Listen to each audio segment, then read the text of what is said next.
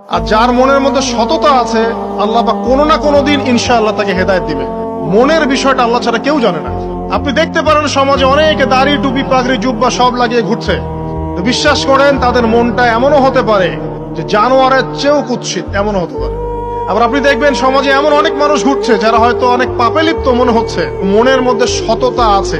এমন অনেক মানুষকে আমরা দেখেছি যে ড্রাগ এডিক্টেড ছিল, মিউজিক করেছে, হারাম সম্পর্কের মধ্যে ছিল, নামাজ ঠিক মতো পড়ে নাই, কিন্তু যখনই আল্লাহর কথা আলোচনা হতো দেখতাম সে খুবই শান্তভাবে মন থেকে কথা শুনছে। কথা শুনতে শুনতে শুনতে একদিন মাশাআল্লাহ এখন দেখবেন যে চিল্লা দিয়ে বেড়াচ্ছে বিভিন্ন মসজিদে। অথচ নামাজ পড়েই ভেবে বসবেন না যে অনেক কিছু করে ফেলছে।